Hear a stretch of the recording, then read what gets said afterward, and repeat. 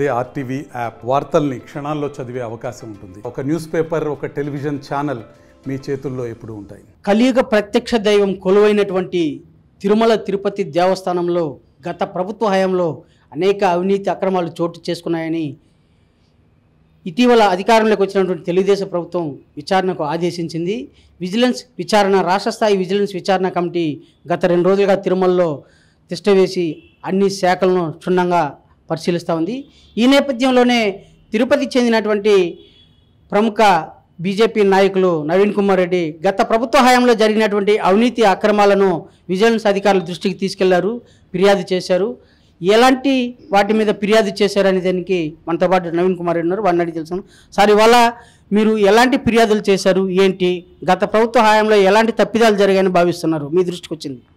మీరన్నట్టు తిరుమల తిరుపతి దేవస్థానం చరిత్రలో కనీ విని ఎరగని రీతిలో గత 5 సంవత్సరాలలో జరిగినటువంటి వైకాపా ప్రభుత్వ పాలనలో భారీ అవినీతి కుంభకోణాలు, ఆక్రమణలు జరిగాయండి. దీని మీద చంద్రబాబు నాయుడు గారు ముఖ్యమంత్రిగా బాధ్యతలు స్వీకరించి తిరుమల కొండకు స్వామివారి దర్శనానికి వచ్చినప్పుడు ఆయన మొట్టమొదట ప్రకటించిన మాట తిరుమల నుంచే ప్రక్షాళన ప్రారంభిస్తామని చెప్పిన 24 గంటల్లోనే ఈరోజు 40 మంది సభ్యులతో కూడినటువంటి ఒక ఎస్పీ కరీముల్లా షరీఫ్ గారి ఆధ్వర్యంలో ఈరోజు ఈ విజిలెన్స్ విభాగం మొత్తం వచ్చి ఈరోజు టీటీడీలో ఉన్నటువంటి అన్ని విభాగాలలో ఉన్నటువంటి రికార్డ్స్ని గత బుధవారం నుంచి స్వాధీనం చేసుకోవడం జరుగుతుంది. టీటీడీ చరిత్రలో ఎప్పుడు కూడా రాష్ట్ర ప్రభుత్వము విజిలెన్స్ విచారణకు ఆదేశించిన సందర్భాలు లేవండి. ఎందుకంటే ఈరోజు తవ్వే కొద్దీ ఎక్కడ అడుగడుగున అవినీతి.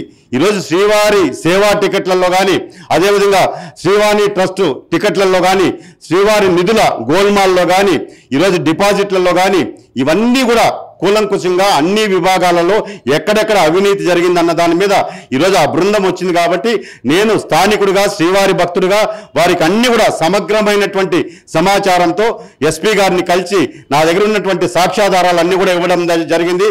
నేను వారిని విజ్ఞప్తి చేశాను, సార్, తిరుమల జేఈఓ కార్యాలయ కేంద్రంగా సుదీర్ఘకాలంగా తిష్టవేసినటువంటి కొంతమంది అధికారులు ఉన్నారు.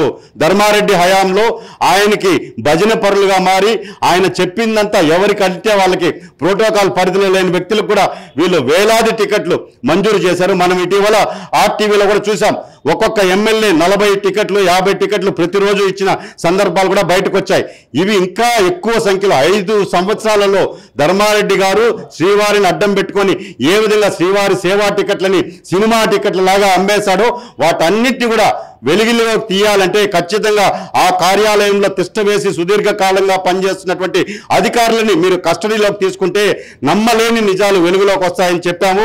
అదేవిధంగా శ్రీవారి నగలకు సంబంధించి ఎక్కడెక్కడ ఏ బ్యాంకుల్లో డిపాజిట్ చేస్తున్నారు, శ్రీవారి నిధులు ఫిక్స్డ్ డిపాజిట్లు జాతీయ బ్యాంకుల్లో డిపాజిట్ చేయాలని నేను ఒక శ్రీవారి భక్తుడిగా గతంలో హైకోర్టును ఆశ్రయించినప్పుడు హైకోర్టు స్పష్టంగా ఆదేశాలు ఇచ్చింది, ప్రైవేట్ బ్యాంకుల్లో డిపాజిట్లు చేయొద్దని. కానీ ఈరోజు శ్రీవాణి ట్రస్ట్ ద్వారా వచ్చినటువంటి వేలాది కోట్ల రూపాయలని ఈరోజు ప్రైవేట్ బ్యాంకులు వేశారు. ఎందుకు వేశారు అంటే ప్రభుత్వానికి మళ్లించేందుకు వేశారు అన్నటువంటి వివరణ కూడా చెప్పడం జరిగిందండి. నిన్న మీరు స్పెసిఫిక్ గా వేటి మీద మీరు విజిలెన్స్ అధికారులు కంప్లైంట్ చేశారండి? నేను తిరుమల తిరుపతి దేవస్థానంలో గత 5 సంవత్సరాల్లో ఎప్పుడు కూడా అండి, గత ప్రభుత్వాలు ఎన్నో ఉన్నాయి, 1500 కోట్లు ఇంజనీరింగ్ బడ్జెట్కి కేటాయిస్తారు. కానీ ఈసారి 5 సంవత్సరాలలో దాదాపు 3000 కోట్ల రూపాయలు సివిల్ ఇంజనీరింగ్ పనులకి కేటాయించారు.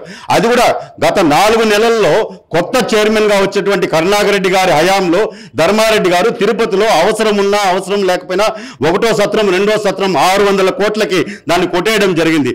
అది కొట్టద్దు అని చెప్పి ఐఐటి చెన్నై వాళ్ళు ఇది కూడా లెటర్ కూడా ఇచ్చారు, అది ఇంకా 25 సంవత్సరాలు ఉపయోగపడుతుందని. కానీ వీళ్ళు కమిషన్లకు కక్కుర్తిపడి దాన్ని కొట్టేశారు. అదేవిధంగా స్విమ్స్ లో ఏదైతే 250 కోట్లతో వాళ్ళు రెనోవేషన్ పేరుతో టైల్స్ అన్ని పగలగొట్టేశారు. వీటన్నిటి మీద సమగ్రమైనటువంటి దర్యాప్తు విచారణ జరిపిస్తే వాస్తవాలు వెలుగులోకి వస్తాయి, రికవరీ చేయాలని చెప్పి డిమాండ్ చేశానండి. Master minds, the pride of India. Inter, MPC, BiPC, MEC, CEC చదివిన విద్యార్థులకు సీఏ మరియు సిఎంఏ ఫౌండేషన్ కొరకు నూతన బ్యాచెస్ ప్రారంభం. శ్రీవాణి ట్రస్ట్ నిధులని ఆలయాల నిర్మాణానికి వెచ్చిస్తామని చెప్పేసి గత ప్రభుత్వం పేర్కొంటుంది. ఇది ఎంతవరకు వాస్తవంగా భావించాలి? శ్రీవాణి ట్రస్ట్ అంటే శ్రీ వెంకటేశ్వర ఆలయ నిర్మాణం ట్రస్ట్ అండి. అసలు ఆ ట్రస్ట్ ఎందుకు పెట్టాడో ధర్మారెడ్డికి తప్ప భక్తులు ఎవరికీ తెలియదండి. అసలు గతంలో ఎంతోమంది సీనియర్ ఐఏఎస్ అధికారులు పనిచేస్తారు. ఎవరు కూడా 10,500 రూపాయలు టికెట్ ధర పెట్టి దేవుడికి దండం పెట్టుకునే దానికి టీటీడీ చరిత్రలో ఎక్కడా పెట్టలేదండి. మేము అప్పుడు ప్రశ్నించాం, కానీ మాకు సమాధానం చెప్పలేదు. ఆ 10,000 రూపాయలు సపరేట్గా 500 రూపాయలు సపరేట్గా ఎందుకు తీసుకుంటున్నారు, ఏ అకౌంట్లో వేస్తున్నారని చెప్పి ప్రశ్నిస్తే దానికి సమాధానం లేదు. ఈరోజు విజిలెన్స్ అధికారులకు చెప్పాం, శ్రీవాణి ట్రస్ట్ కింద వేల గుళ్ళు కట్టామంటున్నారు. అసలు గుడి లేని గ్రామం ఈ రాష్ట్రంలో కాదు, దేశంలో కూడా లేదండి. కానీ వీళ్ళు ఉద్దేశపూర్వకంగా ప్రభుత్వాన్ని, ఎవరైతే గత ప్రభుత్వంలో ప్రజాప్రతినిధులు ఉంటారో, ఎమ్మెల్యేలు, మంత్రులు, సర్పంచులు, వాళ్ళు ఒక చిన్న పేపర్లో మా ఊర్లో గుడి కావాలంటే 20 లక్షలు 40 లక్షలు శాంక్షన్ చేస్తారు. పోనీ ఆ ఊర్లో గుళ్ళు ఉన్నాయి, ఉన్న గుడికే సున్నం కొట్టి ఫ్లోరింగ్ వేసి ఈ విధంగా చేసేసారన్నటువంటి అనుమానాలు ఉన్నాయి. కాబట్టి దేవాదాయ శాఖ ద్వారా పనులు చేయించామంటున్నారు. దేవాదాయ శాఖని ఈరోజు టీటీడీ అధికారుల్ని సమగ్రమైనటువంటి విచారణ జరిపిస్తే నమ్మలేని నిజాలు వెలుగులోకి వస్తాయి శ్రీవాణి ట్రస్ట్లో అండి. అంటే టీటీడీ చేపడుతున్న హిందూ ధార్మిక విధానాన్ని మీరు తప్పుపడుతున్నారా? ఇప్పుడు నేను ఒకటే అంటున్నాను, శ్రీవారికి ఉండిలో కానుకలు సమర్పించినప్పుడు వచ్చే భక్తులకి మీరు ఇక్కడ మెరుగైన సేవలు అందించాలి. ఇక్కడ చూస్తున్నాం మనం, రాత్రిపూట అద్దె గదులు దొరకకుండా గుడి ముందరంతా పనుకో అంటారు. మీరు ఎక్కడెక్కడో పోయి గుళ్ళు కట్టమని మిమ్మల్ని ఎవరు అడిగారండి?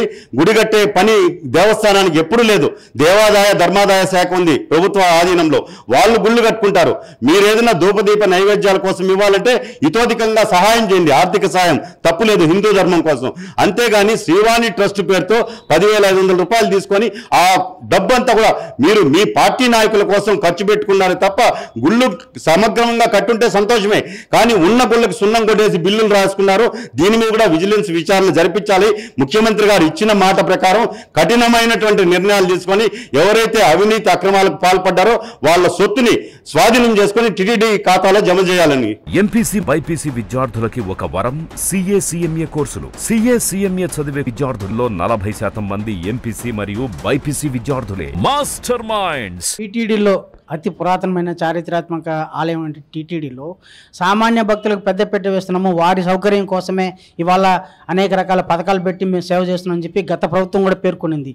దీన్ని ఎలా భావించాలి? మీరు ఇలాంటి ఆలయాల నిర్మాణాన్ని కూడా తప్పుపడుతూ ఉంటే ఇప్పుడు ఇంకా ఆధ్యాత్మిక ధార్మిక చింత కార్యక్రమాలను ప్రోత్సహించడాన్ని మీరు తప్పుపడుతూ ఉంటే దీన్ని ఇంకా టీటీడీ పాలక మండలి సైతం ప్రతి తీర్మానాన్ని తప్పట్టడం ఎంతవరకు సమంజసం? తిరుమల తిరుపతి దేవస్థానానికి రాజకీయ నాయకులకు పునరావాస కేంద్రంగా మార్చేశారు. ఈరోజు ఎవరైతే ఆ ప్రభుత్వంలో ఉంటారో వాళ్ళని తీసుకొచ్చి పెట్టడము, వాళ్ళ ద్వారా నిధులను మళ్లించుకోవడము, ఇవన్నీ కూడా జరుగుతూ ఉన్నాయి. మేము మొదటి నుంచి ప్రశ్నిస్తున్నాము, ఎవరైతే ఆధ్యాత్మిక చింతన కలిగినటువంటి వారిని, శ్రీవారి భక్తులకు సేవ చేయాలన్నటువంటి గుణం కలిగినటువంటి వాళ్ళని టీటీడీ ధర్మకర్తల మండలిలో తీసుకోండి అంటే వీళ్ళు ఎవరైతే నిరుద్యోగులు ఉంటారో రాజకీయ నిరుద్యోగులను తీసుకొచ్చి ఆడ ఉద్యోగం కల్పించినట్టు టీటీడీ బోర్డులో పెట్టేస్తున్నారు. దానితో అధికారి ధర్మారెడ్డి అనే వ్యక్తి ఇప్పుడు 3వ సారి రావడం. ఏమండి, ఆయన IDES అధికారి, సెంట్రల్ గవర్నమెంట్ నుంచి జగన్మోహన్ రెడ్డి వచ్చినప్పుడు ఆయన వచ్చాడు. అంతకుముందు వైఎస్ రాజశేఖర రెడ్డి ఉన్నప్పుడు ఇక్కడ పనిచేశాడు. అంటే మిగతా వాళ్ళు ఎవరు సమర్థత కలిగినటువంటి IAS అధికారులు ఆంధ్రప్రదేశ్లో లేరా? దీన్ని బట్టే మనం ఆలోచించాలి. భక్తులందరికీ కూడా ధర్మారెడ్డి 3వ సారి వచ్చేప్పుడే అనుమానాలు కలిగినాయి. వీళ్ళు ఖచ్చితంగా వెంకటేశ్వర స్వామి హుండీకి కన్నం పెట్టబోతున్నారని. అదే జరిగింది. ఈరోజు సమగ్రమైనటువంటి దర్యాప్తు చేయమని చెప్పి మేమంతా కూడా కోరుతున్నాము. కాంట్రాక్ట్ వర్కుల్లో కానీ, శ్రీవాణి ట్రస్ట్ విషయంలో కానీ, శ్రీవారి సేవా టికెట్లలో కానీ పూర్తిగా దుర్వినియోగం జరిగింది. త్వరలోనే అన్ని వాస్తవాలు వెలుగులోకి వస్తాయి. ఖచ్చితంగా మీరు అధికార బలంతో తప్పించుకోవచ్చేమో కానీ వెంకటేశ్వర స్వామి కోర్టులో మాత్రం ధర్మారెడ్డితో సహా అందరికీ శిక్ష పడి తీరుతుందండి. అంటే ఇప్పుడు టీటీడీ భక్తులు కానుకగా ఇచ్చే ఆభరణాలు కానీ ఇలాంటి వాటిని బ్యాంకులో పొదుపు చేయడం సహజం.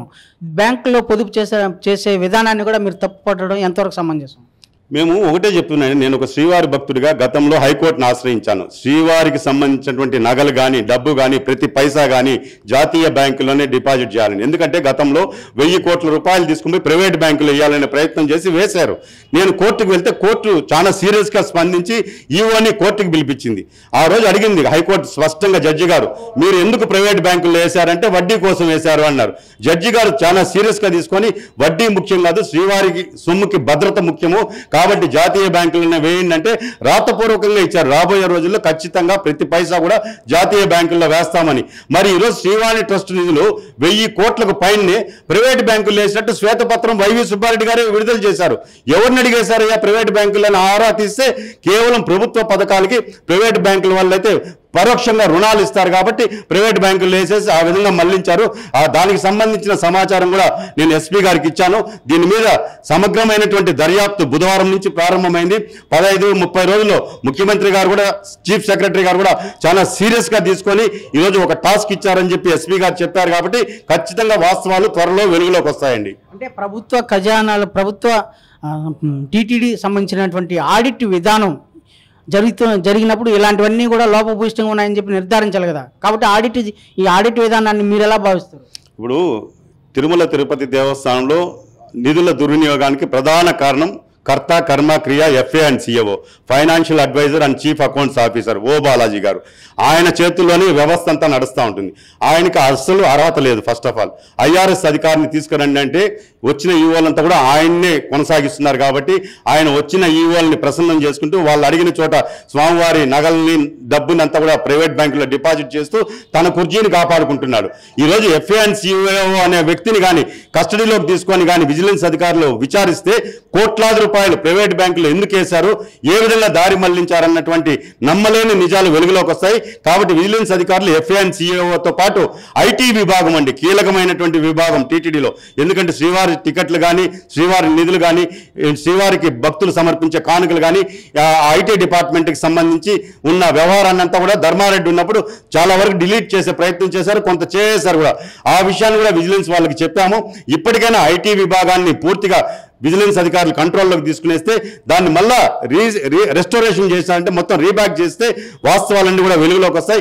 ఐటీ డిపార్ట్మెంట్ అధికారులను కూడా మీరు విచారించాలని చెప్పి కోరుతున్నామండి. టీటీడీలో జరుగుతున్నటువంటి తప్పిదాలన్నింటి మీద సమగ్ర విచారణ జరిపి శ్రీవారి సొమ్మును అంటే భక్తులు కానుకగా సమర్పించే శ్రీవారి సొమ్ముకు భద్రత కల్పించి భావితరాల భక్తులకు భరోసా కల్పించాలని చెప్పి పదే విజ్ఞప్తి చేస్తున్నారు. శ్రీవారి భక్తులకు మనోభావాలు దెబ్బతినకుండా చూడాల్సిన బాధ్యత అటు ప్రభుత్వానిది ఇటు టీటీడీది అని చెప్పేసి నవీన్ కుమార్ రెడ్డి పేర్కొంటున్నారు. వీడియో జర్నలిస్ట్ మనీతో రవి RTV తిరుపతి. మరిన్ని వీడియోస్ కోసం ఛానల్ ని సబ్స్క్రైబ్ చేయండి. లేటెస్ట్ అప్డేట్స్ కోసం వాట్సాప్ ఛానల్ ని ఫాలో చేయండి. అండ్ లింక్ డిస్క్రిప్షన్ లో ఉంది.